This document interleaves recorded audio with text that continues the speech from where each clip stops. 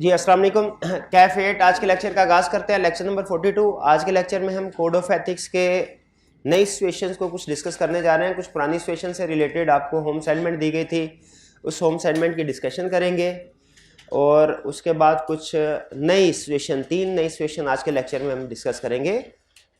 Fees जो कि सबसे अहम है हमारे आज के लेक्चर का टॉपिक। फिर उसके बाद कंपनसेशन एंड वैल्यूएशन पॉलिसीज़ कि फर्म को अपने मैनेजर्स को जो बोनसेस देती है, सैलरी वगैरह देती है, वो किस तरह की अरेंजमेंट होनी चाहिए। और इंड्यूसमेंट्स मींस फेवर्स कि क्लाइंट हमें अगर डिफरेंट टाइप्स की फेवर्स देना चाहे या दे तो कौन सी टाइप की फेवर हम एक्सेप्ट कर सकते हैं और कौन सी टाइप की फेवर हमें एक्सेप्ट नहीं करनी। इंड्यूसमेंट्स का मतलब तरगीबात, ठीक है। यूं कह लीजिए कि लालच क्लाइंट जो हमें दे सकता है मुख्तलिफ तरीक़ों से। और इसमें याद रखिए फाइनेंशियल भी शामिल हैं इंसेंटिव और नॉन फाइनेंशियल इंसेंटिव भी शामिल। जैसे पैसे तो नहीं दिए लेकिन कोई वीआईपी प्रोटोकॉल दे दिया क्लाइंट ने हमें, ठीक है। क्लाइंट के अपने इंटरनल फंक्शंस हैं, उनमें हमें चीफ गेस्ट बना के प्रेजेंट करना चाहता है, अटेंड करना चाहता है, तो हम तो ऑडिटर हैं, क्या हमें इस तरह की इंड्यूसमेंट्स को एक्सेप्ट करना चाहिए या नहीं, ठीक है। वन वर्ड तो इसका आंसर है नो, लेकिन सम टाइम वो कहता है कुछ सिचुएशन में आप एक्सेप्ट कर सकते हैं, जैसे कोई इममटीरियल चीज़ हो, लेकिन मटीरियल या सिग्निफिकेंट चीज़ें हो तो फिर एक्सेप्ट नहीं करना। तो ये 3 चीज़ें हम आज के कोड ऑफ एथिक्स में स्टडी करेंगे। फीस जो किस चीज़ को डिस्कस करेगी कि ऑडिटर को जब क्लाइंट के साथ फीस एग्री करनी है तो कौन सी टर्म्स एंड कंडीशन एक्सेप्टेबल है और कौन सी टर्म्स एंड कंडीशन एक्सेप्टेबल नहीं है। फिर कंपनसेशन एंड वैल्यूएशन पॉलिसीज, इसका ताल्लुक फर्म के इंटरनल सिस्टम से ही है, इसका ताल्लुक क्लाइंट से नहीं है। इसका ताल्लुक तो क्लाइंट और ऑडिटर के दरमियान में ना, कि अगर ऑडिट फीस डिसाइड करनी है तो वो क्या होनी चाहिए, वो इधर है। लेकिन इसका ताल्लुक विद इन फर्म, के फर्म के अंदर ही अगर किसी पार्टनर या मैनेजर की रिम्यूनरेशन डिसाइड करनी है तो फिक्स सैलरी के अलावा क्या उन्हें कुछ अमाउंट दी जा सकती है, और दी जा सकती है तो किस बेसिस पे देनी चाहिए। ये डिस्कशन होगी हमारी कंपनसेशन एंड वैल्यूएशन पॉलिसीज पे। और फिर है इंड्यूसमेंट्स। सबसे अहम हमारा आज का जो टॉपिक होगा वो होगा फीस, उसके बाद इंड्यूसमेंट्स और फिर एंड पे compensation and valuation policies. Least important है आज के लेक्चर के हवाले से, लेकिन फिर भी कवर तो हमने करना है ये 3। लेकिन लेक्चर के नए कंसेप्ट की तरफ चलने से पहले आपको पता है एज यूजुअल हम केस स्टडी की प्रैक्टिस डेली बेसिस पे लाजमी करते हैं, और आपके लिए भी मैंने ये लाजमी करार दिया हुआ है कि डेली होम असाइनमेंट आपने इंक्लूडिंग केस स्टडीज लाजमी करें। रिटर्न प्रैक्टिस नहीं करेंगे आपकी प्रेजेंटेशन इंप्रूव नहीं होगी। क्लास में बैठ के लेक्चर लेने से कंसेप्ट स्ट्रांग हो जाते हैं, लेकिन उन कंसेप्ट को आपने पेपर पे कैसे उतारना है। ज़ाहिर है आप एग्जामिनर के सामने जाके कंसेप्ट तो डिस्कस नहीं करेंगे, उसके सामने तो आपका पेज जाएगा, तो उसको किस तरीके से प्रेजेंट करना है कि एग्जामिनर को पता चले कंसेप्ट आपके स्ट्रांग है, वो प्रैक्टिस से होगा। इसके लिए आपको डेली होम असाइनमेंट दी जाती है। अगर आप डेली होम असाइनमेंट कर रहे हैं तो आपकी प्रेजेंटेशन भी by the passage of time improve हो रही होगी, ठीक है। होम असाइनमेंट कर रहे हैं ना आप लोग, शाबाश। चलिए जो नहीं कर रहे वो भी स्टार्ट कर दें, अभी भी टाइम नहीं गुजरा, अभी भी आपके सिर्फ कंसेप्ट समझ आ जाना काफ़ी नहीं, कंसेप्ट समझ आने के बाद कंसेप्ट याद कर लेना ये भी काफ़ी नहीं है, ठीक है। याद करने के बाद उसको लिखना, और रोज लिखना, जैसे काउंटिंग के क्वेश्चन रोज करते हैं, ठीक है, उसी तरह आपने ऑडिट के क्वेश्चन भी रोज करने हैं। फिर जाके आप इस काबिल होंगे कि पेपर को आसानी से अटेम्प्ट कर सके और पास हो सके। कोई क्वेश्चन प्रीवियस लेक्चर में से कोड ऑफ एथिक्स में से पूछना चाहते हो तो पूछ लीजिए। कोई क्वेश्चन? कोई क्वेश्चन नहीं? जी जी।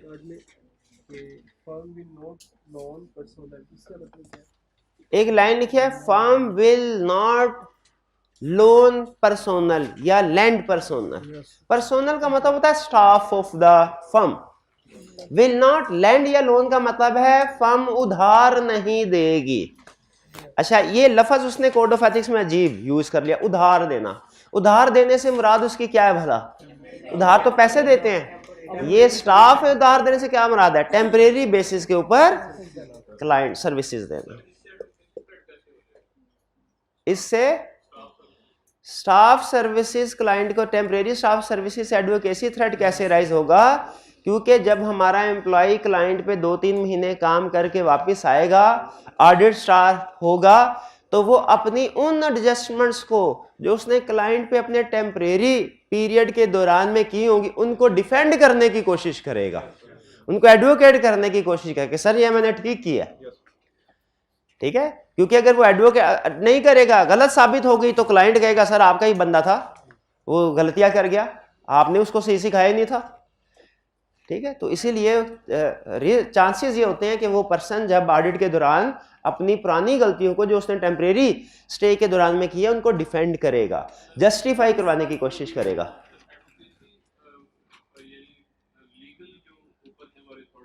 नहीं, एडवोकेसी का मैंने आके जो कंसेप्ट एक्सप्लेन किया था वो ये था, थर्ड पार्टीज के सामने अपने क्लाइंट की पोजीशन को प्रमोट करना।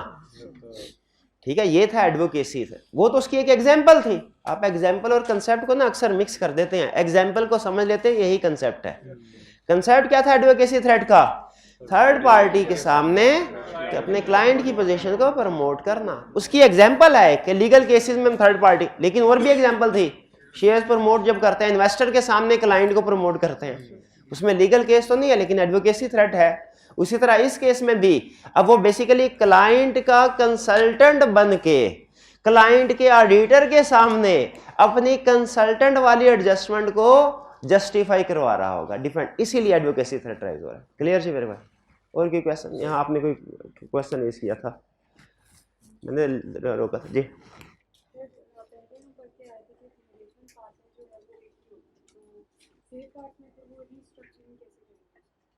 इंगेजमेंट पार्टनर एक ही होगा, सेफगार्ड में लिखा हुआ है रीस्ट्रक्चरिंग। नहीं, पार्टनर की रीस्ट्रक्चरिंग नहीं होती।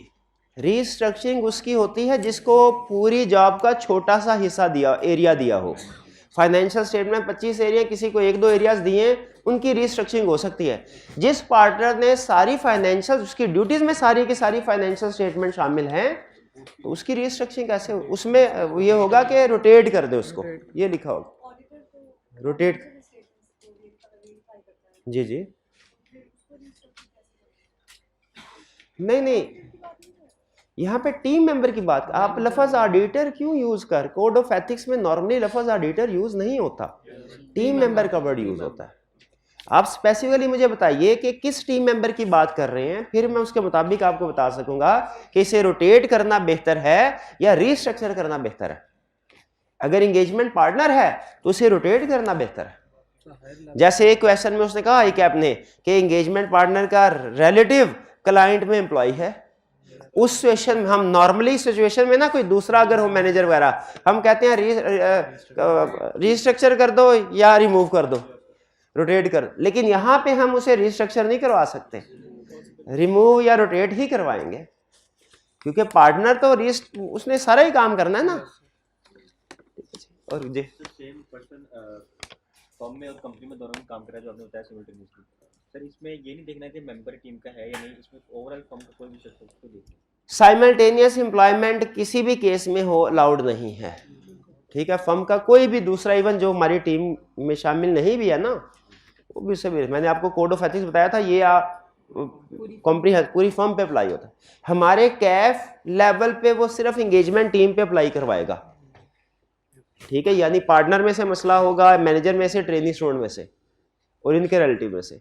लेकिन जब आप सीफएफ लेवल पे जाएंगे वो आपसे कहेगा आप ही की फर्म में कोई दूसरा पर्सन है, वो एंगेजमेंट टीम में शामिल नहीं है, लेकिन वो दूसरा पार्टनर है, उसके पास शेयर्स है फॉर एग्जांपल। ठीक है, या मैनेजर है कोई दूसरा, उसका रिलेटिव है, क्या थ्रेट राइज होता है? स्टिल थ्रेट राइज होता है और बिल्कुल सेफगार्ड अप्लाई करने पड़ेंगे। ठीक है, अच्छा जी, कंडक्ट कराना और सर एप्रोप्रिएट रिव्यूअर अपॉइंट करना या फिर इंडिपेंडेंट रिव्यूअर अपॉइंट करना, से इसमें डिफरेंस है? एडिशनल रिव्यूअर एंगेज करना या independent additional chartered accountant engage करना, इंडिपेंडेंट रिव्यूअर एंगेज करना, इनका मतलब एक ही है। हाँ, सिर्फ क्वालिटी कंट्रोल रिव्यू का मतलब अलग है बाकी engage additional chartered accountant to review या इंगेज इंडिपेंडेंट रिव्यूअर, इनका मतलब एक ही है। ठीक है, आप कोई भी एक लाइन याद करके ना सब में इसको रिप्लेस कर सकते हैं जहां जहां। ठीक, और कोई क्वेश्चन? सर हमने पढ़ा था कि जो पॉजिटिव रिलेशनशिप होता है उसकी वजह से फैमिलियरिटी थ्रेड राइज होता है, और जो नेगेटिव होता है उसकी वजह से इंटिमिडेशन थ्रेड राइज होता है। सर फिर हमने पढ़ा है कि फैमिली और वो जो पर्सनल रिलेशनशिप है उनमें दोनों अराइज होते हैं। सर वो एक रिलेशनशिप में कैसे दोनों इंटिमिडेशन और फैमिलियरिटी थ्रेड राइज? जब हमारा कोई टीम मेंबर का रिलेशनशिप है क्लाइंट में किसी एम्प्लॉय के साथ, फैमिली एंड पर्सनल रिलेशनशिप, तो उसमें थ्रेट क्रिएट होते हैं। कौन कौन से थ्रेट क्रिएट होते हैं याद है? Self interest threat, familiarity threat और इंटिमिडेशन थ्रेट। क्वेश्चन इनका ये है कि सर हमारा तो उस रिश्तेदार के साथ हमारा पॉजिटिव रिलेशनशिप होगा, और आपने एक्सप्लेन करते हुए कहा था इंटिमिडेशन होता है नेगेटिव जब रिलेशन, तो इसमें इंटिमिडेशन थ्रेट कैसे राइज होता है इस सिचुएशन में? इसमें इंटिमिडेशन थ्रेट क्लाइंट की तरफ से होगा। क्लाइंट धमकी दे सकता है कि अगर आपने क्वालिफाइड ओपिनियन दिया तो आपके इस रेलिवेंट टीम मेंबर को जॉब से निकाल दिया जाएगा या इसकी प्रमोशन रोक दी जाएगी वगैरह वगैरह। ठीक है, वो क्लाइंट की तरफ से प्रेशर होता है। Okay question?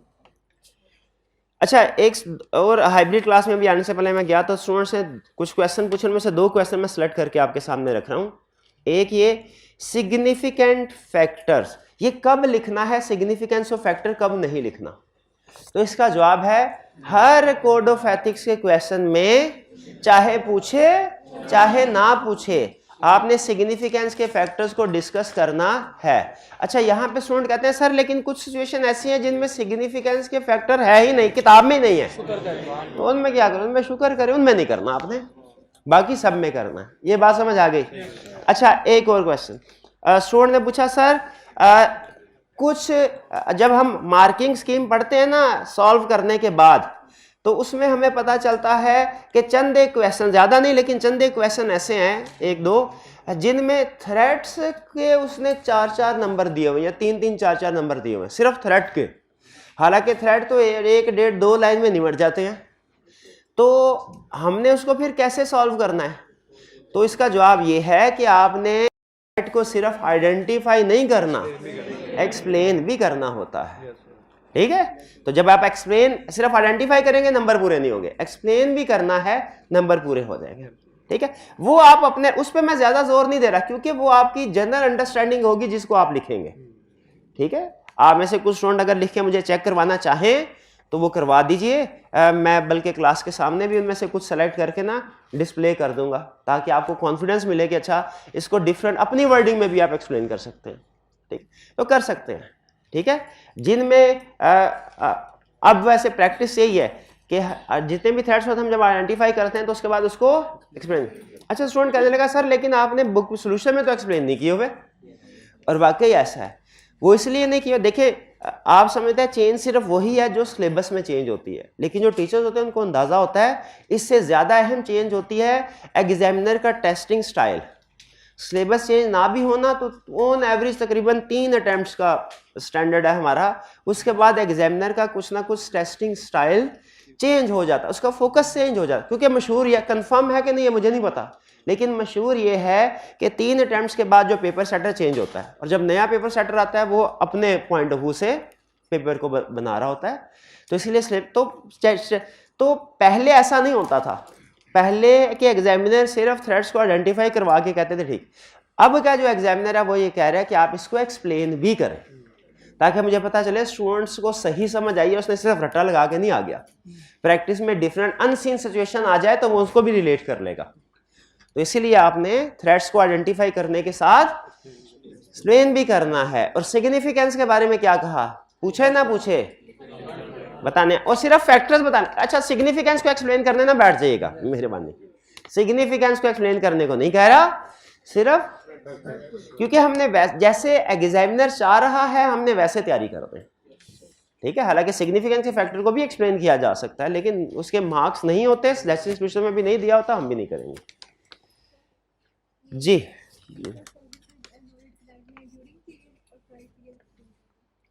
Recent services in audit client में उसने 2 सिचुएशंस बताई हैं कि जब क्लाइंट, बल्कि ऐसा करते हैं, ये आज की केस होम असाइनमेंट में भी शामिल है, शायान वाला क्वेश्चन है, उसमें ये कंसेप्ट उसमें डिस्कस कर लेंगे। तो अब चलते हैं हम अपने होम असाइनमेंट की तरफ। चलें जी, होम असाइनमेंट। अच्छा, अब ना मैं थोड़ा सा जैसे जैसे कोड ऑफ एथिक्स की प्रैक्टिस आगे चल रही है ना, मैं आपको अब सिचुएशन लिंक करवाऊंगा। जब अगर आपने सिचुएशन लिंक अच्छे तरीके से कर ली तो इसका मतलब है कि आगे भी आप लिख लेंगे। ऐसा ही है, लिंक करवा के 2-3 क्वेश्चन और पूछूंगा जो अहम होंगे। सारे का सारा सोल्यूशन डिस्कस करने की जरूरत तो नहीं है, क्योंकि अगर आपने एक दफा शेयर होल्डिंग का डिस्कस करे, दोबारा शेयर होल्डिंग का आ गया क्वेश्चन, तो उसको दोबारा डिस्कस करने की जरूरत तो नहीं है। हाँ, अगर कोई नया क्वेश्चन आता है ना, उसको हम कंप्लीट डिस्कस करेंगे। एग्रीड? चलिए। अच्छा, एक और स्टूडेंट कह रहे थे प्रॉब्लम कि सर आपने कुछ होम असाइनमेंट दिया, उसमें कुछ पार्ट ऐसे हैं जो अभी तक हमने नहीं किए, तो उनके साथ पेंडिंग लिख लें।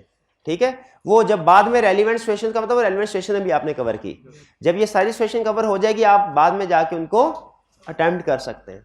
वैसे तो मैं क्वेश्चन देखते हुए अंदाजा लगाता हूं, लेकिन बाज़ औक़ात ऐसा होता है कि क्वेश्चन के फौरी तौर पे जजमेंट लगता है कि ये पढ़ लिया हुआ बच्चे ने, लेकिन वो नहीं पढ़ाया होता, तो सम टाइम ऐसा हो जाता है। अगर कोई ऐसा हो जाए तो वो पार्ट परेशान होने की जरूरत नहीं। आपको कैसे पता चलेगा कि ये पार्ट हमने नहीं पढ़ा हुआ?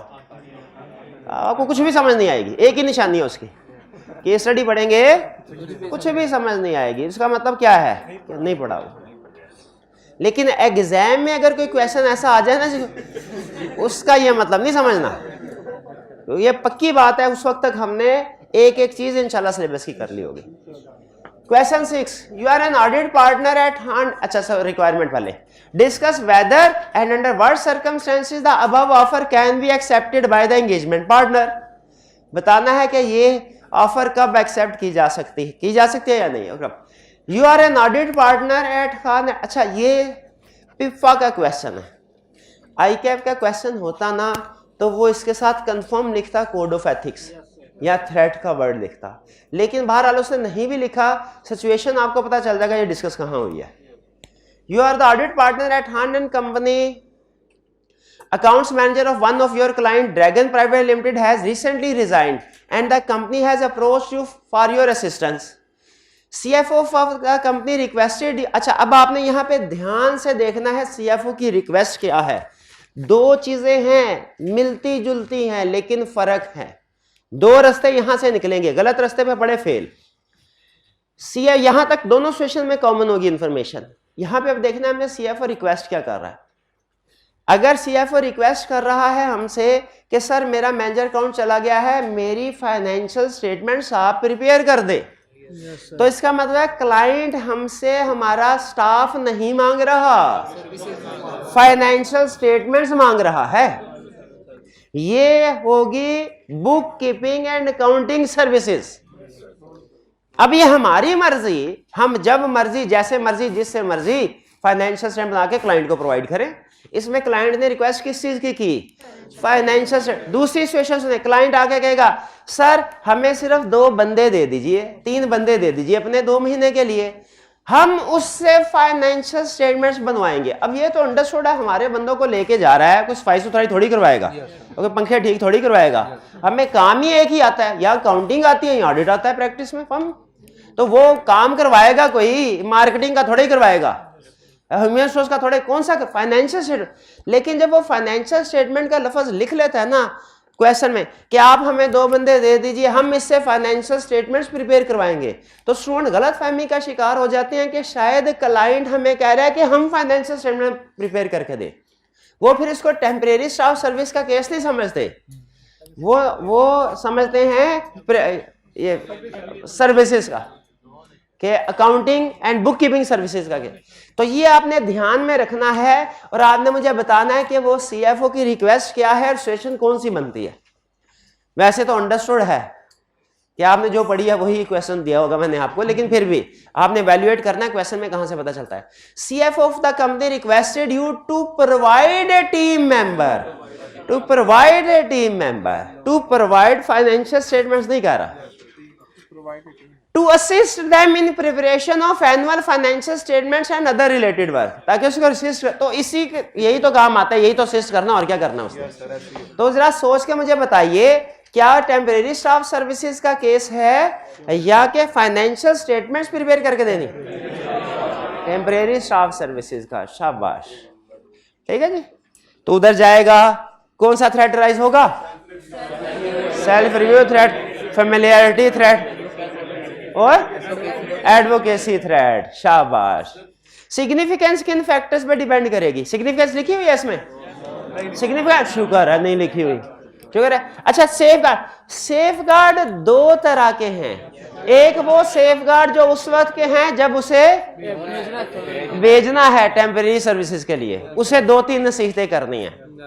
ए बेटा, उधर जाओगे अपनी मर्जी नहीं, घर में तो अपनी मर्जी करते रहे हो, उधर जाके अपनी मर्जी नहीं करनी, मैनेजेरियल डिसीजन नहीं करने, क्लाइंट जिम्मेदार होगा काम करवाने का, ठीक है जी। और फिर जब वापस आके हम उसे ऑडिट टीम का हिस्सा बनाने की सोच रहे होंगे तब के सेफ गार्ड लगा। 2 हेडिंग है ना, ये जेल में रखनी है, दोनों हेडिंग देनी है। स्टूडेंट कहने लगा सर अगर हम ऑडिट, क्वेश्चन में कहता है कि ऑडिट टीम का मेंबर बनाने के लिए जा रहा है तो सिर्फ ऑडिट टीम मेंबर वाली बात लिखे, वो पुरानी वाली बात क्यों लिख रहे हैं जो उस वक्त के सेफ गार्ड थे जब उसे भेज रहे थे? तो चूंकि केस स्टडी में उसने डिस्कस कर दिया उसको, तो कंप्लीट सोल्यूशन के लिए जरूरी है हम उस वक्त के भी सेफ गार्ड बताएं। 6A में कोई problem? B, Babar limited has approach your firm to act as their external auditors. अच्छा, बाबर लिमिटेड के साथ BL क्यों लिखा है भला? आपकी आसानी के लिए कि आप सोल्यूशन में पूरा बाबर लिमिटेड ना लिखे, सिर्फ BL लिखे, बहार चले, बहार जो भी है, Bahar limited have approach your firm to act. इस तरह की गलतियां बड़ी आप ठीक करवाते हैं। Act as the external auditor for the year ended 31st 2017। Bahar Limited provide cars on lease to their customer. One of the partner of your firm disclosed that he has purchased a car on lease from company.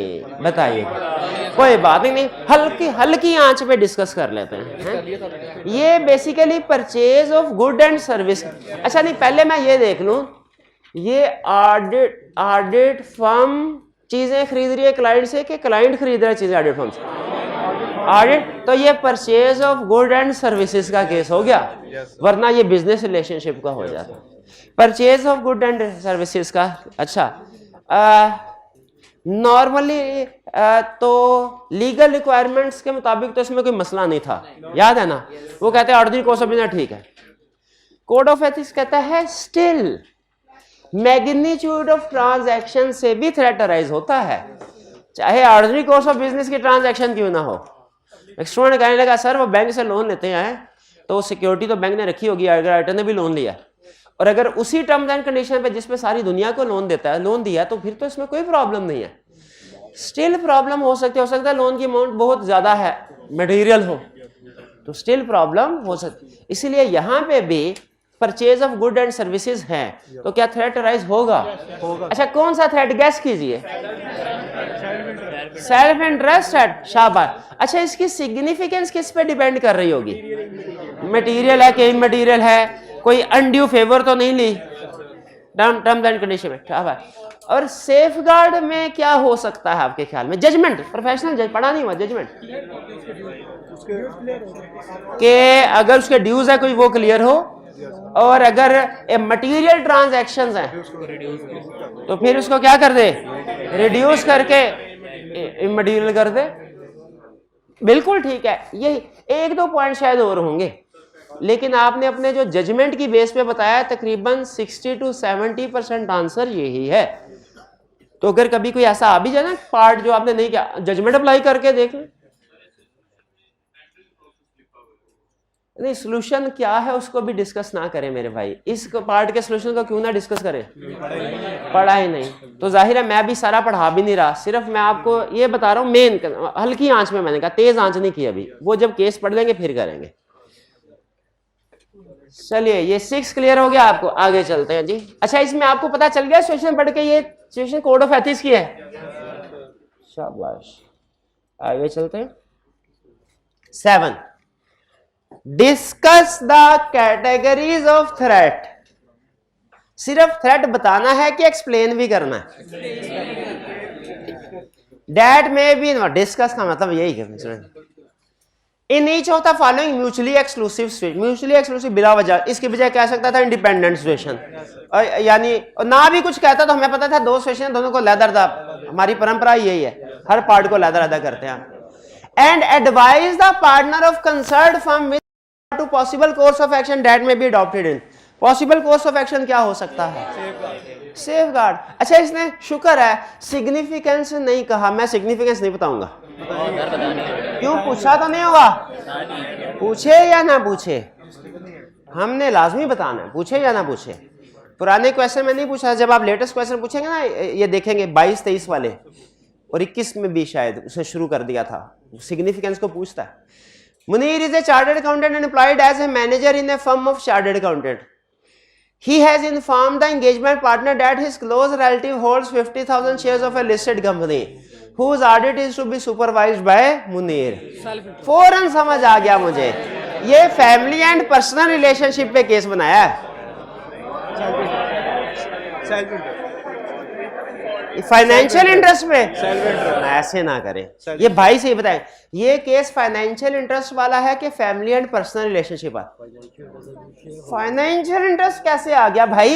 ये कह तो रहा है ये his close relative hold share, शाबाश, ठीक है। Close relative देखना है कि क्लोज रिलेटिव क्या ये कह रहा है क्लोज रिलेटिव क्लाइंट में एम्प्लॉय है, तो फिर फैमिली एंड पर्सनल रिलेशनशिप होता। लेकिन अगर कह रहा है क्लोज रिलेटिव घर में बैठा है और उसके पास शेयर्स हैं, तो फिर फाइनेंशियल इंटरेस्ट वाली केस स्टडी बंद। ये जो मिलती जुलती केस स्टडी होती है ना, इनको आपने जहन में रखना है। ये मैंने पहले कौन सी बताई थी मिलती जुलती? हाँ, वो फाइनेंशियल स्टेटमेंट प्रिपेयर करके देनी है, वो सर्विस के टेम्परेरी वाली service.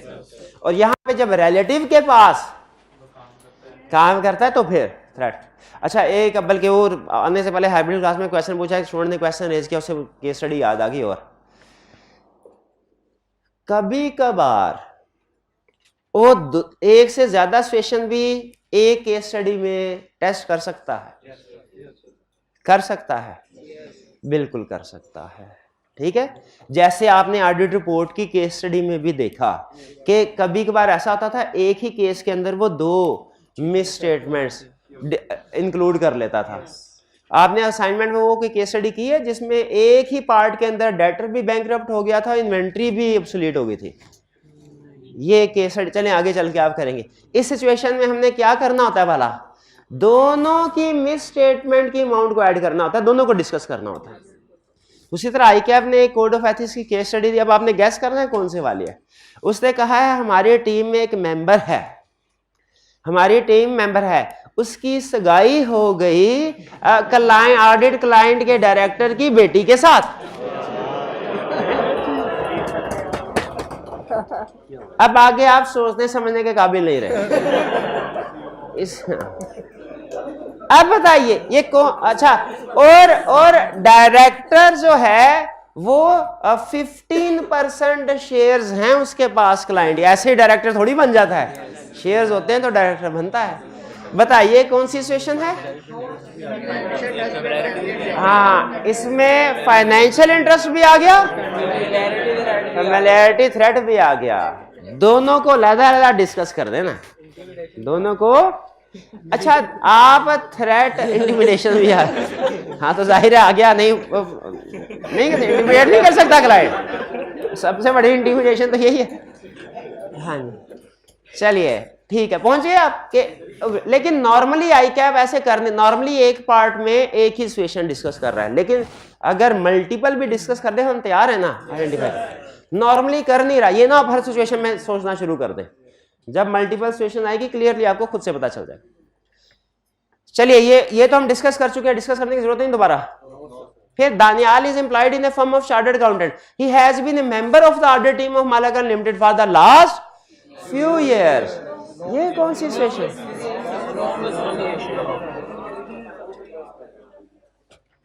He has been a member of audit for the last few years. कौन सा वाला सिचुएशन हुई है? इसमें क्या कौन सा लफ्ज चेंज करते? तो एक या दो लफ्ज चेंज करते तो ये रीसेंट सर्विसेज विद क्लाइंट का क्वेश्चन बन जाता। Last few He has been an employee of Malakand Limited।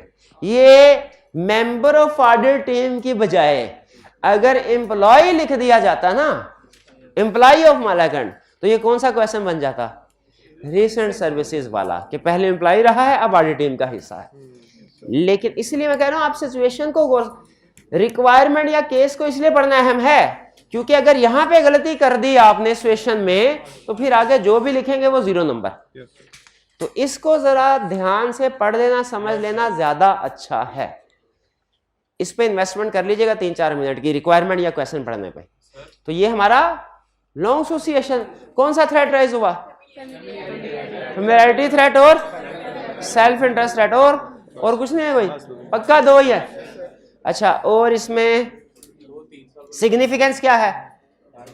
हाँ, 3 साल नहीं लिखा, वो कह रहे हैं भाई 3 साल नहीं लिखा हुआ, तो लास्ट फ्यू इयर्स का मतलब आप क्या ले रहे हैं? 2 साल के 1 साल? नॉर्मली 3 साल तो लेने चाहिए ना, 4 साल। चलिए, इसमें इफ करके कर सकते हैं, लेकिन वहां पे भी आपका सारा जो फोकस जाएगा वो जाहिर है 3 साल से के ऊपर ही जाएगा। 3 साल से कम में तो आप एक लाइन में निपटा देंगे, कोई मसला नहीं। लेकिन लास्ट फ्यू इयर्स या मैनी इयर्स की हम इंटरप्रिटेशन 3 साल या उससे ज्यादा लेते हैं। Next question 8, Hussain Tarad is the audit partner responsible for the audit of Petra Travels. Sorry, requirements, सही कह रहे हैं। In the light of code of ethics for chartered accountants, underline कर लें code of ethics को। Discuss the threats, explain me in the above scenario and suggest appropriate safeguard। शुक्र है safeguard इसने सिग्निफिकेंस के फैक्टर नहीं पूछे, तो लिखने हैं कि नहीं? लिखने हैं, शाबाश। अगर हुए इस केस स्टडी में तो लिखने हैं। द चीफ, वो कह रहे हैं पार्टनर है, ठीक है, Hussain Tarar. The chief executive officer of the company has informed Hussain that due to liquidity issue amid COVID-19 several employees including some staff members of finance department left the company छोड़ गए। अब आगे ध्यान से देखना है रिक्वेस्ट क्या कर रहा है। CEO has therefore requested Hussain to provide 2 staff of the audit firm for some time। Temporary staff services है, book keeping and accounting services वाला केस तो नहीं है। शाबाश, तो ये तो भी डिस्कस कर दिया हमने। 8 शयान वाला से, Shayan has recently been hired as the audit manager in the firm of chartered accountant which is the auditor of Python Limited। Shayan previously served as manager finance in PL for 3 years। यानी client में 3 साल काम किया। अब आ गया, ये outgoing का case है कि इनकमिंग का? पक्का है ये इनकमिंग का केस है। केस आईके में जाके आपने आउटगोइंग कर देना, मुझे पता है कुछ स्टूडेंट करेंगे। ये इनकमिंग का केस है। Firm is considering to depute Shayan as the engagement manager for the audit of PL for the year ended 31 August 2019। Partner के जहन में आइडिया आया, उसने कहा ये क्लाइंट को अच्छे तरीके से जानता है, तो ऐसा करते हैं कि इसी को हम टीम का हिस्सा बना के भेज देते हैं, इच्ची बिची फेर देगा क्लाइंट की। रिक्वायर्ड में क्या कह रहा है? Identify the possible threats which may arise and discuss their significance. नया क्वेश्चन लग रहा है, पुराने क्वेश्चन में वो सिग्निफिकेंस को क्लियरली नहीं बताता था। अब बता, तो किसको अंडरलाइन करेंगे? सिग्निफिकेंस। और थ्रेट को भी कर दे भाई मेहरबानी। Also discuss the safeguards required to mitigate the threats under each of the following assumptions. और जो सेफगार्ड बताने हैं ना वो इन 2 सिचुएशन में बताने हैं। Shayan resigned from PL with effect from 30 June 2009 और Shayan resigned from PL with effect from 30 जून 2018। अच्छा, इन दोनों में फर्क क्या है? अगर उसने 30 जून 2000, हम ऑडिट कर रहे हैं 31 अगस्त 2019, अगर वो 30 जून को रिजाइन किया ना, इसका मतलब है उसने क्लाइंट को सर्व किया है ड्यूरिंग रिपोर्टिंग पीरियड। जिस पीरियड का हम ऑडिट कर रहे हैं उसमें, इसका मतलब है फाइनेंशियल स्टेटमेंट्स के अंदर कंफर्म है इसका काम जरूर आ रहा होगा। ठीक हो गया, इसमें थ्रेड ज्यादा है। और अगर उसने रिजाइन किया 30 जून 2018, तो फिर इसका मतलब हमारा जो रिपोर्टिंग पीरियड है, रिपोर्टिंग पीरियड क्या, जिसका हम जिस साल का ऑडिट कर रहे हैं उससे पहले छोड़ चुका है। इस सिचुएशन में थ्रेड निस्बतन कम होता है। ठीक है, पहले वाले केस में तो वो एक लाइन में निपटा दिया, क्या उसने कहा नहीं इसको नहीं टीम में शामिल करना। दूसरे वाले केस में कहा उसने टीम को शामिल कर सकते हैं, रीस्ट्रक्चरिंग कर दें और reviewer independent engage independent additional chartered accountant blah blah blah. Clear? अच्छा, ये तो हो गया सेफगार्ड। थ्रेट कौन से राइज होते हैं सिचुएशन में? वो उधर था इधर आ गया, इसको भेज रहे हैं। सेल्फ रिव्यू थ्रेट सबसे पहले, self interest threat, familiarity threat. शाबाश। किसी कोड ऑफ एथिक्स की सिचुएशन में 3 से ज्यादा थ्रेट नहीं है, मैक्सिमम 3 है। ठीक है। एक स्टूडेंट कहने लगा अजीब सवाल, अजीब सवाल, सर ज्यादा लिखने से कोई प्रॉब्लम तो नहीं होती एग्जाम में? मैं कहा नॉर्मली नहीं होती। तो सर ऐसा करता हूँ मैं हर सिचुएशन में 5 के 5 थ्रेड लिख देता हूँ, जो 1 या 2 या 3 रेलिवेंट, बाकी ज्यादा ही है ना, और आपने कह दिया ज्यादा से कोई प्रॉब्लम नहीं होती।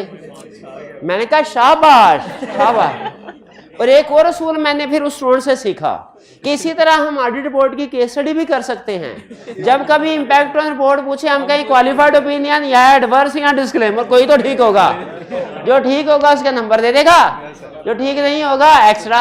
ऐसा करेगा क्या? नहीं करेगा। नॉर्मली एक्स्ट्रा लिखने के मार्क्स डिडक्ट नहीं होते जब आप प्रोसीजर या स्टेप्स लिख रहे होते हैं, लेकिन जब वो आपसे स्पेसिफिक चीजें कंसर्न पूछ रहा होता है कि ये या ये, उस वक्त आप सारे नहीं कह सकते, उस वक्त आपको क्लियरली बताना पड़ेगा ये या ये। फिर मैंने कहा भाई शुक्र कर तू मेडिकल में नहीं गया, टेस्ट में फेल हो गया, वरना तू तो अपने मरीजों को कहता ये लो सारी गोलियां खा लो, कोई तो काम करेगी, कोई तो काम करेगी। ऐसे थोड़ी करते हैं, तो सारे थ्रेड लिख दो, कोई तो रेलिवेंट होगा, तो मरीज क्या होगा, सेहतमंद हो जाएगा, हो जाएगा सेहत। सिग्निफिकेंस किन फैक्टर्स पे डिपेंड करते हैं? सिग्निफिकेंस के फैक्टर्स थे कि नहीं? क्या? रोल, इधर रोल, उधर length of time, length of time, position at line, position वगैरह। शाबाश। नेक्स्ट, बस ये वैसे सी बात थी भाई। डिस्कशन केस स्टडी की खत्म हुई है।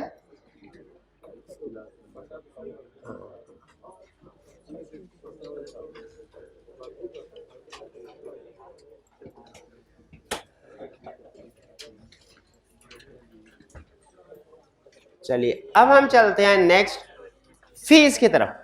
अच्छा, फीस अक्सर वो पूछ लिया करता है कंसेप्ट, इसलिए फीस से रिलेटेड डिस्कशन ध्यान से सुननी है आपने। पहला case, fees less than predecessor auditor, इसे अंडरकटिंग भी कहते हैं। अंडरकटिंग आईकैप कहता है सारी सीए फर्म्स ऑडिट करने वाले एक फैमिली है। ये कंसेप्ट ध्यान से समझिएगा, एक कंपेटिटर नहीं है, एक दूसरे के क्लाइंट घेरने के लिए। वैसे आपको पता है, आपने वो सर्फ एक्सेल की ऐड देखी होगी, और कौन कौन से वॉशिंग पाउडर होते हैं जिसकी ऐड? एरियल, हाँ, और एक दूसरे को वो कहते हैं आम पाउडर से 100 रुपये सस्ता और वगैरह वगैरह।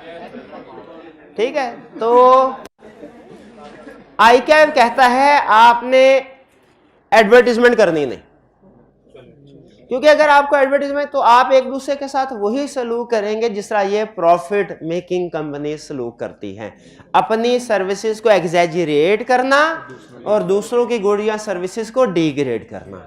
आईकैप कहता है आपके लिए मना है, आपने एडवर्टीजमेंट करनी ही नहीं। आप नहीं देखेंगे पूरे पाकिस्तान या इवन पूरी दुनिया में शायद ही कहीं ऐसा हो, क्योंकि एडवर्टीजमेंट के इतने सख्त रूल हैं कि वो कहते हैं ना करना ही बेहतर है। ना करना, क्योंकि पैसे खर्च होते हैं ना, फायदा ही ना उतना आया तो फिर फायदा पैसे खर्च। तो नॉर्मली एडवर्टीजमेंट हमारे प्रोफेशन में नहीं होती। अब वो होती है वो लहदा से 1-to-1 डिस्कशन, वो गोल्फ क्लब नहीं बताया था आपको, हाँ वहां से अवेयरनेस 1-to-1 मीटिंग के जरिए अवेयरनेस हो जाती है। अच्छा आगे चलते हैं। अच्छा इसी तरह एक और तरीका होता है कंपेटिटर के क्लाइंट को घेरने का। एक तो होता है एडवर्टीजमेंट के जरिए से, ठीक है, एक होता है प्राइस वार के जरिए से, अपनी प्रोडक्ट की प्राइस कम कर देना। उधर का कंपेटिटर इधर आ गया, अब कंपेटिटर क्या चुप करके बैठेगा, वो भी अपनी प्रोडक्ट की प्राइस कम कर देगा। तो इस तरीके से प्राइस वार छिड़ेगी। प्राइस वार का नुकसान ये होता है कि अल्टीमेटली प्रोडक्ट की क्वालिटी डाउन जाती है। एक्सप्लेन कर सकते हैं कैसे? क्योंकि प्राइस कम करने से प्रॉफिट मार्जिन कम है, तो वो फिर कॉस्ट भी कम करने की कोशिश करते हैं, जिससे क्वालिटी कम होने का खतरा होता है। तो इसीलिए उसने कहा प्रीडिसेसर ऑडिटर से कम फीस आपने चार्ज नहीं करनी। अगर पिछले साल के ऑडिटर ने 10 लाख फीस चार्ज की है और आपने 8 लाख फीस चार्ज कर दी, तो ये समझा जाएगा आपने उसका क्लाइंट तोड़ने के लिए कम फीस चार्ज की है। अब अगले साल के लिए फिर वो हो सकता है 6 लाख कर दे फीस, ठीक है, आपके अच्छा 6 लाख 4 लाख कर देते हैं। अब हैरान होकर लोग आपसे पूछेंगे 4 लाख में कैसे कर लेते हैं आप ऑडिट, आप क्या स्टाइपेंड टाइम पे नहीं देते? आप कहेंगे बिल्कुल स्टाइपेंड टाइम पे देते हैं। फर्क सिर्फ यह है कि हमने सीए वाले नहीं बल्कि बीकॉम वाले बंदे रखे हों। बीकॉम वाले बंदे रखे। वो एक जगह पे ऑडिट करने के लिए गए, वो हम दूसरा शहर था, तो उसमें हमारी साथ वाले खाना खाने के लिए एक होटल में गए, साथ वाली टेबल पे दूसरे फर्म की टीम बैठी हुई थी, वो भी ऑडिट करने के क्लाइंट का आए होंगे। तो वो आपस में एक दूसरे के साथ बातें कर रहे थे। हालांकि उन्हें ध्यान रखना चाहिए था सोशल एनवायरनमेंट में भी कॉन्फिडेंशियल इंफॉर्मेशन शेयर नहीं करनी चाहिए। हम अब हमारा सीनियर भी था, वो चुपके से बातें सुन के, तो पता चला उनकी टीम में ज्यादातर लोग बीकॉम किया। तो ये फिर जब आप पैसे कम चार्ज करते हैं ना, तो अल्टीमेटली क्वालिटी कॉम्प्रोमाइज होने का खतरा होता है। इसीलिए fees less than predecessor auditor का कंसेप्ट क्या है? पिछले साल के ऑडिटर से कम फीस चार्ज नहीं करनी। एक स्टूडेंट कहने लगा सर अगर उसका जैक लगा हो, वैसे हैवी फीस चार्ज कर रहा हो, ओवर चार्जिंग कर रहा हो, तो हमने कहा हम भी कर लेंगे। है क्या? आईकैप कहता है आपने इस बात से परेशान नहीं होना कि क्लाइंट आपके पास आएगा कि नहीं। कोड ऑफ एथिक्स में लिखा हुआ है 5 साल के बाद क्लाइंट रोटेट करना होता है। तो 5 साल के बाद आपका क्लाइंट दूसरी फर्म के पास, दूसरी फर्म का क्लाइंट आपके। देखिए लॉ ने जब कहा हुआ है ऑडिट सिर्फ चार्टर्ड अकाउंटेंट ही करेंगे, तो क्लाइंट हमारे खुद सोचें, वो अगर मुझे छोड़ेंगे भी तो किधर जाएंगे? मेरे पेटी भाई के पास, और उसको छोड़ेंगे तो मेरे। Rotation with in the chartered accountancy होगी ना। तो इसीलिए आईकैप ने कहा एडवर्टीजमेंट ना कीजिए, इसका फायदा नहीं है। प्राइस वार में भी आपने नहीं पढ़ना। यह है concept fees less than predecessor auditor का। कहता है chartered accountant should not quote या accept fee lower than previous auditor. Fees accept नहीं कर। कहता है हाँ एक केस में कर सकते हैं। किस केस में? Because unless scope and quantum of work is material different from previous year. Scope and quantum of work different हो तो फिर कर सकते हैं। Scope and quantum of work, scope की एग्जांपल ले ले, क्वांटम की भी एग्जांपल है। पिछले साल नॉन स्टैट्यूटरी ऑडिट किया, इस साल क्लाइंट कह रहे हैं ऑडिट नहीं रिव्यू करना, कम फीस चार्ज कर सकते हैं। या पिछले साल क्लाइंट की 100 ब्रांचेस थी, इस साल उसने उसमें से 20 को बंद कर दिया, शट डाउन कर दिया, नॉन प्रॉफिटेबल थी। तो अब क्या आप पिछले साल अगर 10 लाख थी फीस, इस साल 8 लाख कर सकते हैं? तो scope and quantum of work अगर कम हो फिर कम फीस चार्ज करे, समझ आती है। वरना प्रीडिसेसर ऑडिटर से कम फीस चार्ज नहीं करनी। अगर करेंगे कम फीस चार्ज तो ये अंडर कटिंग हो जाएगी। क्या हो जाएगी? अंडर। ये बात समझ आती है? अच्छा आप इससे एग्री करते हैं? इससे एग्री करते हैं? आपको ये तो नहीं लगता कि ये क्लाइंट के साथ ज्यादती है? पक्की बात है। चलिए ठीक है,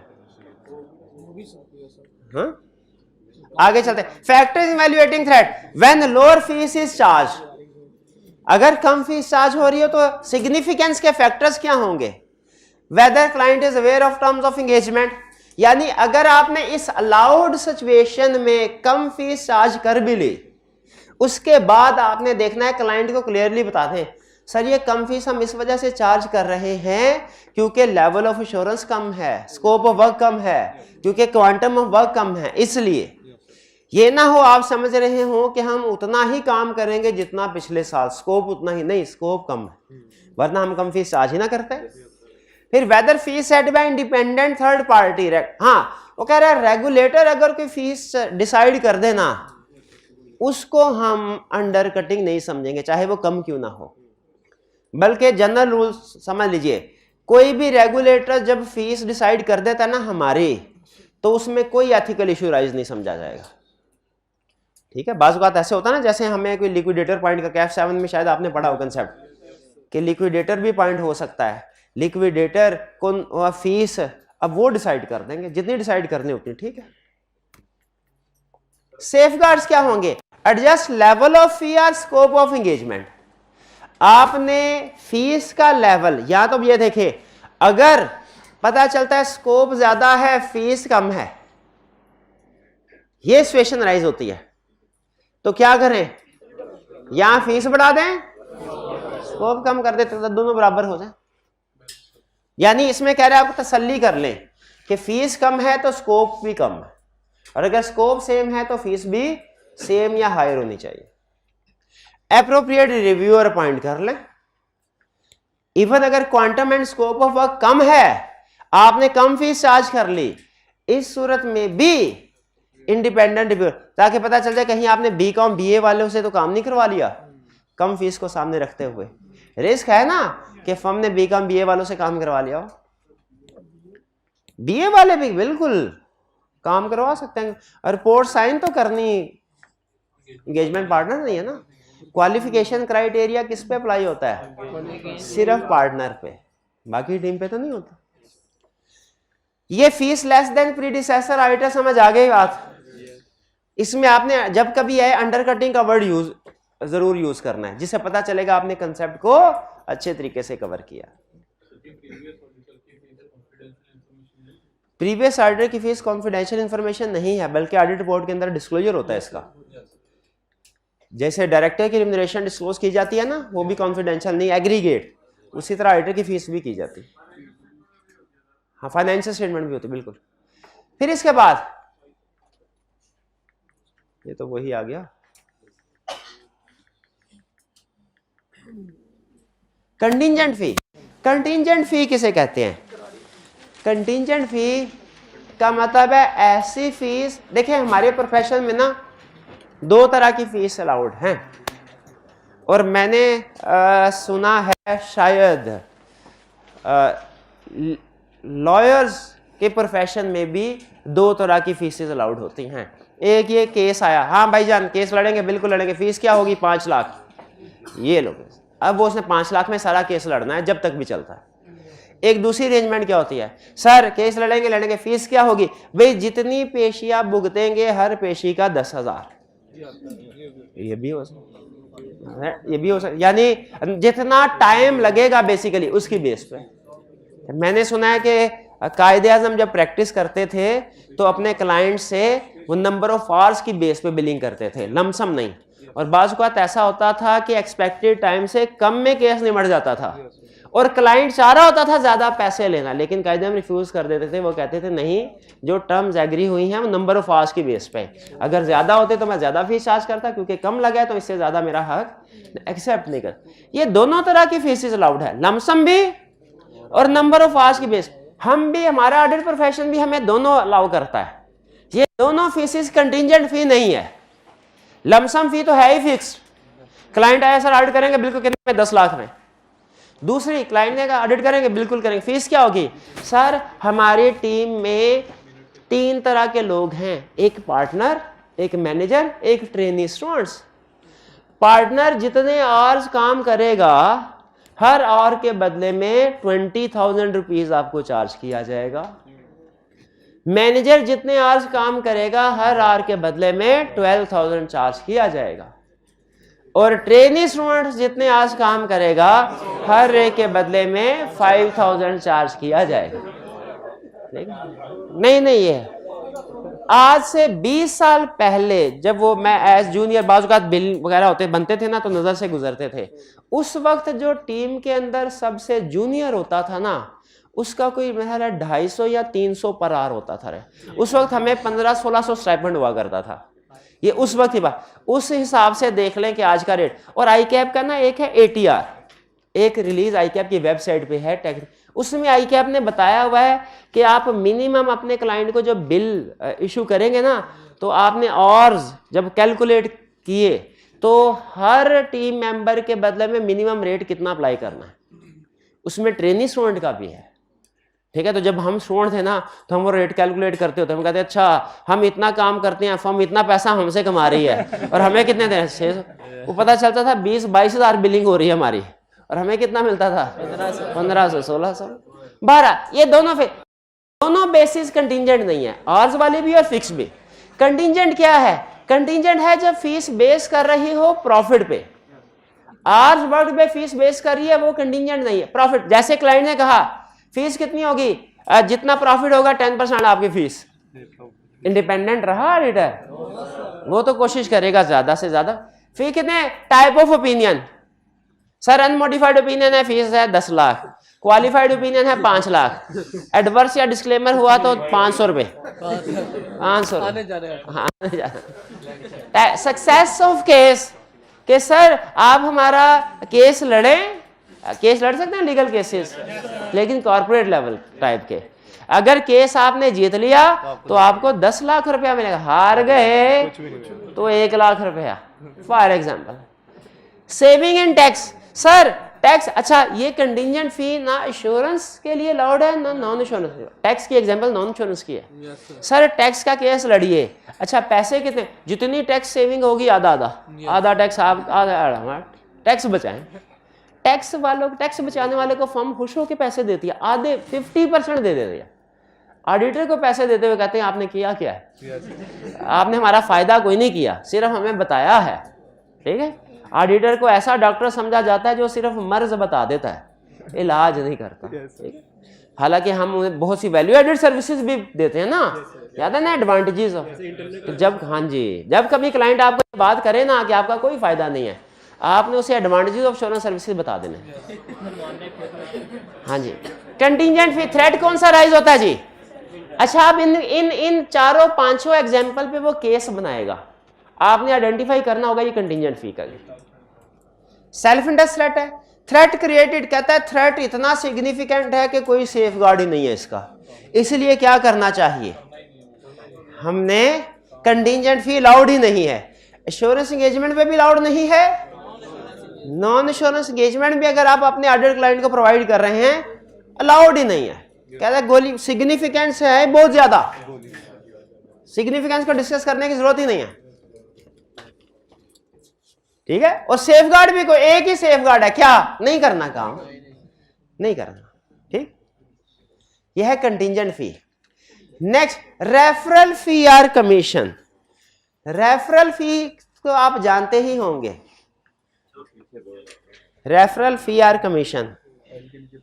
आपके गांव का घराई, उसने कहा आपने तो गांव में बताया बस 6 महीने रह गए, साल रह गया सीए होने में, तो वो भी यही समझ रहे हैं।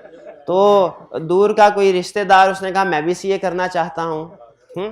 आप परेशान थे, आपने कहा इस साल की जो फीस आई कैप को जमा करवानी है वो कहाँ से आएगी, घर वालों से तो कहा हुआ है कि ट्रेनिंग हो रही है और पैसे मिल रहे हैं।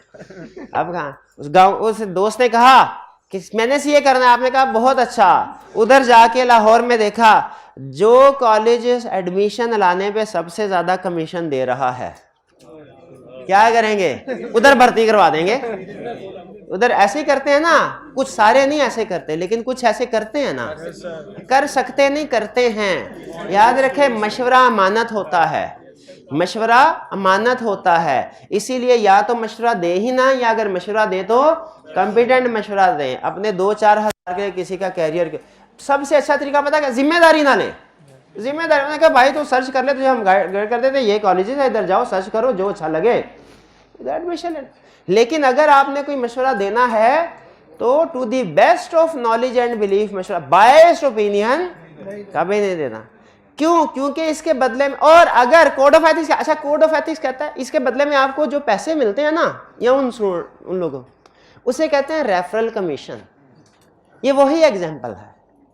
Code of ethics referral commission को मना नहीं करता, कहता है ले सकते हैं, लेकिन आपके क्लाइंट को, जिस बंदे को रेफर, उसको पता होना चाहिए कि आपको उधर भर्ती करवाने में आपको कमीशन मिल रहा है, ताकि वो एक दफा सोच ले कि ऐसा तो नहीं है कि अपने कमीशन के चक्कर में ये बंदा मुझे गलत मशवरा दे रहा। प्रैक्टिस डिसअलाउड नहीं है कोड ऑफ एथिक्स के मुताबिक रेफरल कमीशन पर, लेकिन प्रोवाइडेड सेफगार्ड क्या है, डिस्क्लोज करना चाहिए। यही देख कह रहा है self interest threat to compliance with principle of objectivity. आप इंडिपेंडेंट नहीं रहेंगे, जहां ज्यादा कमीशन उधर। And professional company due care is created if chartered accountant pays or receives referral fee or receives a commission relating to client. Firm में कैसे ये apply होता है, हमारा ऑडिट क्लाइंट है, हमने ऑडिट किया, हमसे बड़ा मुतमिन है, कहता है सर जी हमें अब FBI का नोटिस आया है, तो आप ऑडिट बड़ा अच्छा करते हैं तो टैक्स को भी डील कर लें। हमने कहा भाईजान टैक्स को तो हम डील, हमारा टैक्स डिपार्टमेंट ही नहीं है, क्लाइंट जाने लगा। फिर हमने कहा उसे ठहर जाए, क्या हम आपको ऐसी CA फर्म ना बता दें जो बड़ा अच्छा टैक्स को डील करते हैं। और फिर हमने उसे साथ वाली फर्म का एड्रेस दे दिया। ठीक है, अब अरेंजमेंट असल में यह है कि जितने क्लाइंट हम उसके पास भेजेंगे ना 20% वो हमारा कमीशन हमें देते हैं। रेफरल फी क्या ले या रेफरल कमीशन। बताइए इस सिचुएशन में कोई एथिकल इशू राइज होता है? आप ऑब्जेक्टिव नहीं है, कॉम्पिटेंट एडवाइस हो सकता है ना दे वो आपने। थ्रेट कौन सा राइज होता है? Self interest threat to principle of objectivity and professional competence and due care. Safeguard क्या भला इसका? डिस्क्लोज क्लाइंट को, जिसको भेज रहे हैं, जिसके साथ अरेंजमेंट है उसको नहीं, उसको तो पहले ही पता होगा। जिस क्लाइंट को भेज रहे हैं दूसरी फर्म, उसको डिस्क्लोज कर दें, उसे पता चल जाए जो आपने मशवरा दिया ना सवाब के लिए नहीं दिया, पैसों के लिए दिया है, और उससे उसकी कंसेंट भी ले ले कि उसे कोई इतराज तो नहीं है। Obtain advance agreement from client. समझ रहे हैं? रेफरल फी या कमीशन समझ आ गया? कंपिटेंस एडवाइस दे रहे हो या इनकम्पिटेंट, मसला इसके ऊपर है कि आपने क्लाइंट को डिस्क्लोज किया है कि नहीं। थ्रेट है ना। अगर कंपिटेंट एडवाइस दे तो आप समझ रहे होंगे ना, तो आप तो अपने आप को कंपिटेंट ही समझते हैं, नहीं समझते? नॉर्मली ऐसे ही होता है ना सारे हैं। अगर मैं यहाँ पे बैठ के ये एक स्टेटमेंट दे दूं ना कि ये टॉपिक इतना मुश्किल है कि 2 घंटे में डेली पढ़ने से नहीं होगा, कम से कम 3 घंटे डेली पढ़ना पड़ेगा, क्योंकि इतना मुश्किल है कि 100 में से सिर्फ एक स्टूडेंट ही पास होता है 2 घंटे पढ़ के। अगर मैं, तो हर स्टूडेंट यही समझेगा क्या, वो एक स्टूडेंट मैं ही हूं जो 2 घंटे पढ़ के पास हो, और सारे 2 घंटे ही पढ़ेंगे। हर बंदा अपने आप को इसलिए समझ रहा होता है ना। क्या इसी तरह आप तो कंपिटेंट एडवाइस ही समझ रहे होंगे, लेकिन असल में है कि नहीं ये क्लाइंट पे छोड़ दें। क्लाइंट को आपने इतना बता देना क्या कंपिटेंट एडवाइस नहीं है, ये नहीं कि हमें पैसे मिलने हैं इसके। हाँ, सबसे अच्छी ऑप्शन तो यह है कि उन्हें कह दें हम काम ही नहीं करते, खुद ही ढूंढ लो, खुद ही ढूंढ लो। मार्केट में बड़े लोग बैठते तो पैसे मिलते हैं, तो बताने में भी कोई अर्ज नहीं है, उसकी भी इजाजत है। ये बदर्जा उला ये एडवाइस है इनके लिए कि भाई क्लाइंट से कहें खुद ही ढूंढ लो, लेकिन अगर आपने पैसे कमाने हैं तो कम से कम उसको ये बता दें कि हमें पैसे मिल रहे हैं। फिर compensation and valuation policies. Overdue fee वाला पॉइंट रहता है। ओवरड्यू फीस वाला पॉइंट रहता है। ओवरड्यू फीस वाला पॉइंट सुन लें। नहीं मैं ओवरड्यू पढ़ा था, याद है मुझे। कोई बात। ओवरड्यू का मतलब है कितने स्टूडेंट ऐसे हैं जिन्होंने अपनी सेकंड इंस्टॉलमेंट पे कर दी है। 1 मिनट, सारे नहीं, सिर्फ सारे नहीं, कॉन्फिडेंशियल इंफॉर्मेशन है। सिर्फ 2-4 स्टूडेंट हाथ उठा दें। हाँ शाबाश। अच्छा, ये सेकंड इंस्टॉलमेंट आपकी फीस हो गई ओवरड्यू। ड्यू डेट के बाद जब फीस ड्यू, जैसे बिल होता है ना, उसकी एक ड्यू डेट होती है, और उसके बाद बिल क्या होता है, ओवरड्यू। ऑडिटर की फीस की ड्यू डेट होती है, देखिए जैसे ही नॉर्मली हम ऑडिट करते हैं ना, रिपोर्ट साइन करते हैं, तो रिपोर्ट साइन करने के साथ ही बिल देते हैं। बल्कि मुझे याद है एक दफ़ा मेरे मैनेजर ने मुझे रिपोर्ट दी और साथ में बिल दिया और कहा क्लाइंट के CFO के पास चले जाओ। CFO ने मुझे एक चीज़ सिखाई, सीएफओ के पास गया, मैंने क्या किया, दोनों चीजें थी, मैंने ऊपर अब अपनी तरफ से फर्म का भला, ऊपर बिल रखा, नीचे रिपोर्ट।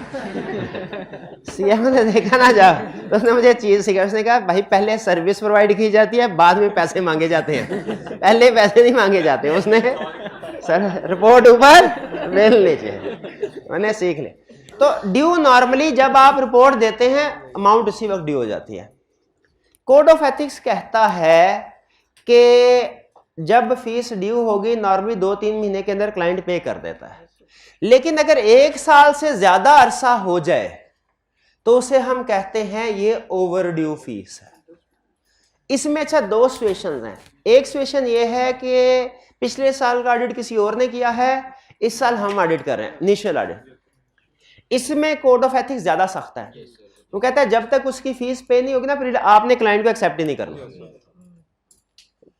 अच्छा दूसरी सिचुएशन, अगर पिछले साल का ऑडिट भी हमने किया था, इस साल भी हम कर रहे हैं, कोड ऑफ एथिक्स कहता है एक्सेप्ट कर सकते हैं, रिपोर्ट तब तक साइन नहीं करनी जब तक पिछले साल की फीस क्लियर ना हो जाए, या पूरी या सब्सटेंशियल, या क्लाइंट हमें फर्म कमिटमेंट ना कर दे हमारे साथ, जैसे फ्यूचर डेट के चेक दे दे, तब तक हमने रिपोर्ट को साइन नहीं करना। क्यों नहीं करना भला, इसकी लॉजिक क्या है? इसलिए कि अगर रिपोर्ट साइन करते हुए हमारे जहन में यह बर्डन होगा ना, पिछले साल की फीस क्लाइंट ने अभी तक नहीं दी, तो हो सकता है हम पिछले साल की फीस रिकवर करने के लिए क्लाइंट को फेवर दे दें, क्लाइंट को फेवर दे सकते हैं। यानी क्वालिफाई, हम कहेंगे पिछले साल क्लाइंट को क्वालिफाइड ओपिनियन दिया था, गुस्सा खा गया और आज तक पैसे नहीं दिए उसने, तो अब तो ये गलती हम नहीं करना। इसीलिए बेहतर है रिपोर्ट साइन करने से पहले या तो फीस टोटल या सब्सटेंशियल रिकवर कर लें, या क्लाइंट से एग्री कर लें कि वो हमें फीस पे करेगा। ऑब्टेन फुल और partial payment of overdue fees, और फिर इसके बाद भी रिव्यूअर अपॉइंट कर लें, रिव्यूअर अपॉइंट कर लें कि कहीं ऐसा तो नहीं फीस रिकवरी के लिए आपने क्लाइंट को अनमोडिफाइड ओपिनियन दे रहे हैं। अच्छा अगली बात कह रहा है, अगर लंबे अरसे तक फीस आउटस्टैंडिंग रहे तो क्या मसला होगा? मसला ये होगा कि वो फीस लोन बन सकती है। क्या बन सकती है? लोन बन सकती है। अगर फीस लंबे अरसे तक आउटस्टैंडिंग रहे तो, क्योंकि जो लंबे अरसे तक आउटस्टैंडिंग रहे वो फीस होती है कि लोन? लोन होता है ना।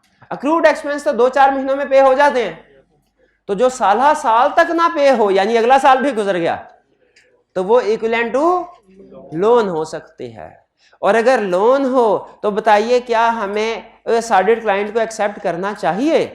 वो तो फिर लोन एंड गारंटी वाली सिचुएशन भी अप्लाई हो जाएगी, और लोन एंड गारंटी वाली सिचुएशन में वो कहता है कि हाँ रीअपॉइंट, अगर मटेरियल है तो अपॉइंटमेंट नहीं हो सकती। इसीलिए हम देखेंगे कि नेक्स्ट ईयर के लिए हमें रीअपॉइंट होना भी चाहिए कि नहीं। तो ओवरड्यू फीस का कंसेप्ट जब कभी आएगा आपने 2 हिस्सों में इसको डिवाइड करना है, पहला इसे इनिशियल और दूसरा रेकरिंग। इनिशियल में कह रहा है बिल्कुल नहीं कर सकते, नहीं कर सकते क्लाइंट।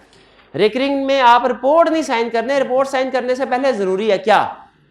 फीस क्लियर करवाई जाए या क्लाइंट से कमिटमेंट ली जाए, और प्लस इसके बाद भी आपने वो रिव्यू करवा देना है, ताकि पता चल जाए फीस के चक्कर में कोई फेवर नहीं दी गई। और अगर फीस लंबे अरसे तक आउटस्टैंडिंग हो तो वो क्या हो जाती है?